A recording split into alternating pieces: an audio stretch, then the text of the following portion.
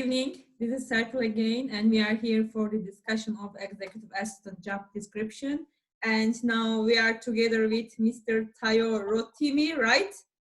Am I That's good correct. at pronunciation? Thank you so much. You have excellent pronunciation. Thank you so much. And at first, I would like to thank you a lot for accepting my interview request. It means a lot to me to add the value of executive assistant job description.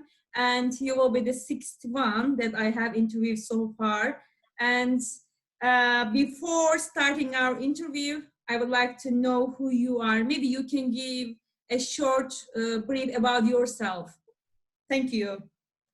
Yeah, thank you, Serpil. Like you mentioned, my name is Tayo Rotimi. I'm the chairman of MACTE Group, consisting of MACTE and Global Manpower. These are consulting companies and outsourcing company. So it's an HR company, basically. And I've been with the organization for over 30 years. And so in addition to being the chairman of the group, I'm also on the board of the International Federation of Training and Development Organizations, IFTDO. And I had one of the committees there. And I think that was where we met, really. Yes, in Bosnia-Herzegovina, the last one, yeah. Yeah, absolutely. And also, I'm on the board of some other organizations. So in order to save time, there is no need mentioning them. But I was also the chairman of council of the Nigerian Institute of Training and Development, and also a member of the board of fellows of the Chartered Institute of Personnel Management of Nigeria. So basically, that's who I am in a nutshell. Thank you so much, Mr. Tayo. You know why we are here. As I told you in the beginning, that I would like to ask you. I will not take your too much time. I'm sorry, you know it's evening time, but you let us share your time here, and really it's appreciated by us for everybody. And what do you think about executive assistant position in the companies? How is going on in Nigeria? They are female or male ones? Because in Turkey, it's having a very crucial position in the companies. How is in Nigeria from your observation in the companies? Oh, in Nigeria, it's a very important role, especially for big organizations, the multinationals. It's a key position to have. Also in government, it's also a very important position.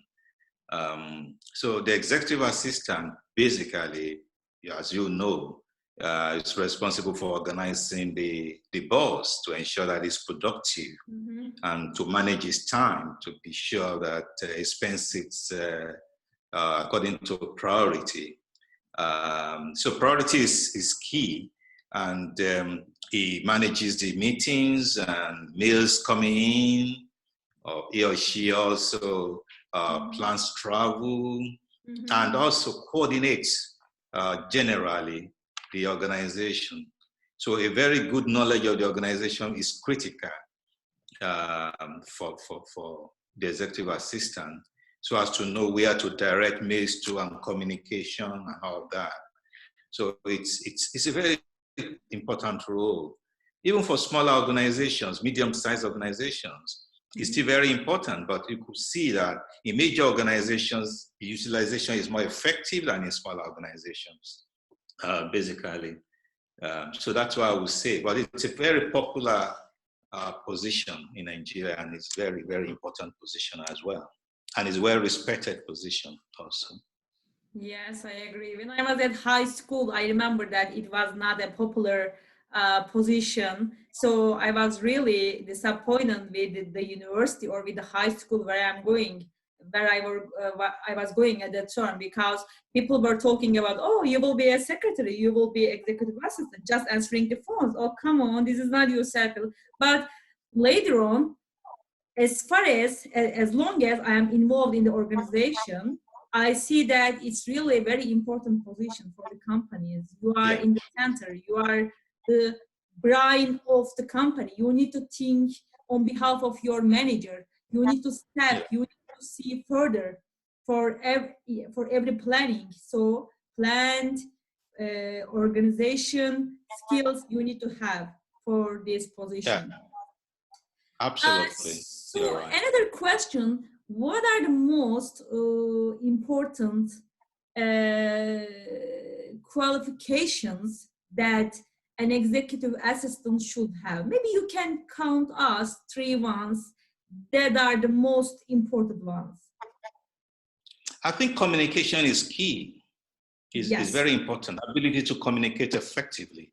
I think it's very, very important, both in writing and in speaking, because whatever you do, you are the ambassador of the CEO or the person you are working with.